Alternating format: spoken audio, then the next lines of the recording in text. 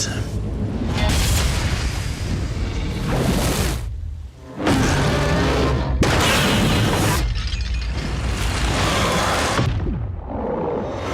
It's Godzilla.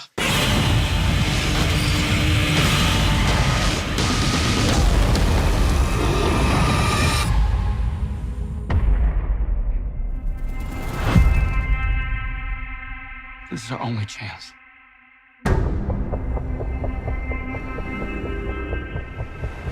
We have to take it.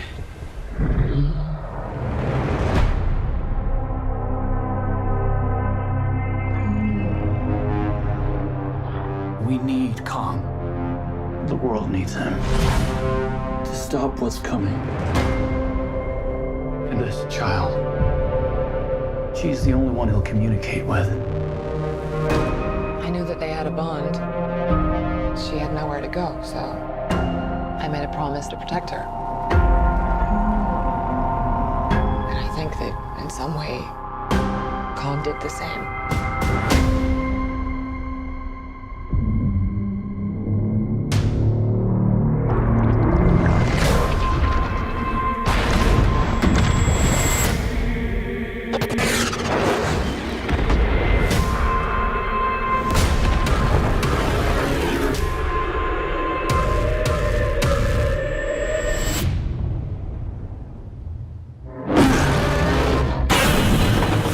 It's Godzilla.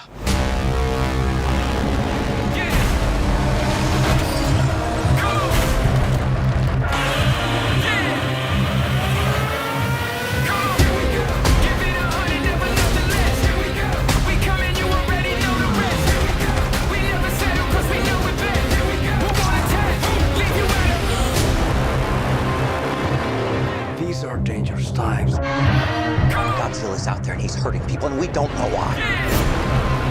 There's something provoking him that we're not seeing here. I'm of the same opinion. The myths are real.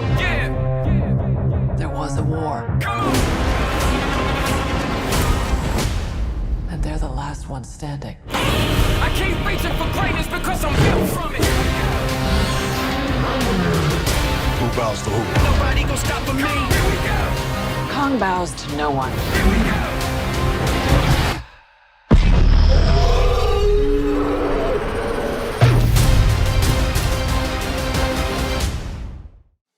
Welcome back, everyone. This is going to be my new Godzilla vs. Kong trailer video. They just dropped another new one just a couple days ago. So if you're brand new to the channel, be sure to subscribe to get all the videos.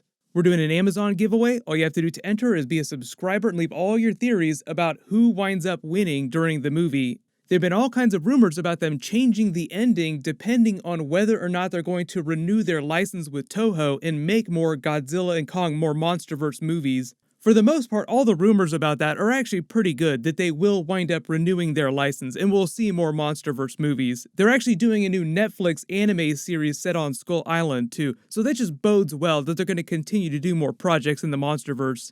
I'll talk about that at the end of the video too, like where do we go in the Monsterverse with the movies after Godzilla vs. Kong, if we're already doing something with Mechagodzilla during this. We also got confirmation on some of the names of the Titans that they're changing during the movie, which other Titans show up during these trailers. But in the new trailer footage, they focus a lot more on the scenes between this little girl and Kong, the Kong Whisperer, that Alexander Skarsgård is arguing with Rebecca Hall about, like, we have to take her with us, she's the only one he responds to. They haven't really made her origin clear in the movie. She might be a member of the tribe or a member of a group that got stranded on Skull Island at some point and she just formed some relationship with him. It had been implied in the last movie that a lot of people had either been stranded there or were living there as natives, so there's a lot of different reasons why she could have wound up growing up there. A couple people did clarify what the deal is with him being called Kong and not King Kong, though. That's actually because of some legal dispute, some copyright issue that prevents them from using the King Kong name in the movie. But during the last Kong movie, they did have that line of dialogue saying that Kong is king around here, so they have referenced him as King Kong, even if they can't legit call him that during the movie. There's a lot more scenes of their first fight on the ships here, footage of Godzilla just straight up destroying or capsizing the ship that Kong is standing on here. He goes into the water, and they want to hype it up like he's drowning, but if you haven't seen the classic 1960s King Kong vs. Godzilla film, a lot of this is riffing on some moments from that. Kong does know how to swim. They're just hyping this part of the fight up for drama, because we've seen that Godzilla is just as powerful in the water as he is on land. He uses that ancient underwater cavern system to travel quickly around the world like an underwater expressway system, Fast Pass. And we've only ever really seen this version of Kong fight when he's got ground to stand on. Even in the lakes and the rivers that he walks around on in Skull Island, he's so big that they're like puddles to him. So the idea is that Godzilla would have a natural advantage in deep water where Kong's center of gravity is upended. And at this point in the movie, it doesn't seem like Kong has his battle axe yet. But as you can see in some of the other trailer footage, you see Kong get a couple good swipes in. Like he's got those twin pythons on him and he does not skip leg days. Whereas Godzilla has those stubby little arms and has to make up for a lack of traditional brawling skills with his big tail swipes and special energy attacks like his atomic breath or the nuclear pulse or his super strong armor scales. So really what Kong would need to do is just get Godzilla in a grapple and then take him down before Godzilla has time to charge any of his special abilities.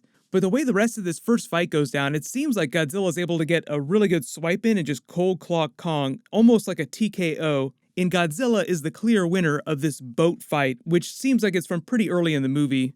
Then in the new trailer, there's a couple other new fight scenes. There might actually be 3 different fight scenes in the trailer here, because there's a bunch more footage of the Hong Kong fight where Godzilla lands this solid tail swipe on Kong and knocks him through a couple high rises. But then there's completely different looking scenes of Kong in the daylight after a fight looking like he's been knocked out cold by Godzilla or Mechagodzilla, and it's hard to tell if this is after the same Hong Kong fight or a totally different one. They really want you to think that Kong gets his ass beat in this movie from all the ways they've cut this trailer. It just feels like a total misdirect though. Like clearly the little girl here gives him some epic pep talk and he revives, like you see him stand up and start screaming amidst all this rubble in the daylight. Like this is meant to be a big rally moment for him, the way that Godzilla had a big rally moment during Godzilla King of Monsters against Ghidorah. But it's really hard to tell if this fight scene is from the end of the movie because sometimes studios will do that, surprisingly. Like you wouldn't think that they would give away the ending of the movie, but I think the way they've cut this, they're just trying to be as misleading as possible about when this is actually happening. There have been all kinds of competing rumors about who winds up winning this fight, depending on what happens with future Godzilla and Kong films, future Monsterverse films. But like I said, I think it's all good news. Like they will continue to use these characters in the future. And if you didn't watch the classic 1960s King Kong vs. Godzilla film, the funny thing about that is that there are actually 2 different versions of the movie, and depending on which version of the movie you watch, a different monster winds up winning the fight or seeming like they come out on top. But really the movie winds up ending in a kind of ambiguous way with both Kong and Godzilla going their separate ways, like you see him swimming off here back to Skull Island. So we might wind up with a similar situation with Godzilla vs. Kong, because I think we're all expecting them to do the big tag team against Mechagodzilla, take that down, and then maybe they go their separate ways. We also get a little more footage of Kong with his special axe. They're just calling it a battle axe here, but it looks like it's made from one of the bones of maybe a Muto and obviously Godzilla's dorsal spike, and it can absorb his atomic breath, making it even more powerful. And in the way that they're giving Kong this new special weapon, they're giving Godzilla new special attacks during the movie too, but that might have something to do with maybe a magnetic-based attack because of Mechagodzilla, something to help him fight Mechagodzilla. But according to the movie, the whole idea with Mechagodzilla is that Apex creates it as a way to end what they're calling the reign of the monsters, so to speak, because the way they've been canonizing the monsters in the ancient history of the Earth with these ancient cultures that worship them like gods, is that humanity is basically like the pets of the monsters. So whereas during Godzilla King of Monsters, you have all these eco-terrorists running around the world trying to unleash the monsters on the Earth to return it to this natural state, Apex as an organization seems like it wants to end the reign of the monsters, so to speak, maybe also profit off them quite a bit. The way they hyped it up during King of Monsters is that there are so many different things that you can do with Titan biology. You can create weapons, medicines, pretty much anything you could possibly imagine. But some of the other new Titans that they've confirmed, just based on the way they're selling these toys here, they have Skullcrawler toys that they're selling for the movie, so maybe there's some flashbacks with Skullcrawlers to the events of Kong Skull Island, or maybe we see some new ones during the movie. These Titans that you see him swinging around on Skull Island are now being called Warbats, the snake-like flying Titans. The ones that look like the classic Bat Titans in the trailer, they're just calling those Hellhawks. The secret one that's all covered up, the exclusive A, is probably a version of Mechagodzilla just based on the outline. An exclusive B might be a logo or a patch designed for Apex, or it could be another mystery Titan. But in terms of the future of the Monsterverse movies, like where do we go after Godzilla vs. Kong, there's always the idea that they do another like full-blown battle royale War of the Monsters. Like they keep referencing this ancient War of the Monsters. They could be building up to a bigger version of that. And if they don't want to escalate things to a full-blown War of the Monsters yet, they could just introduce other big titans they haven't done yet, like Destoroyah. There were also a lot of rumors about them thinking about doing crossovers with the Pacific Rim franchise, because that's another legendary franchise.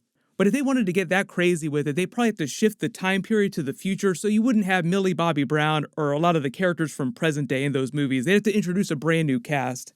But everyone post all your theories about Godzilla vs. Kong on the video, and let me know, what do you want them to do with future Monsterverse movies?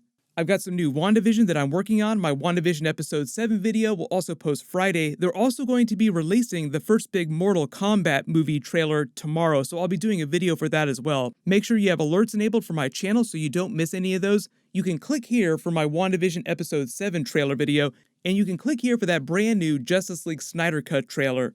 Thank you so much for watching. Everyone stay safe, and I'll see you guys tonight.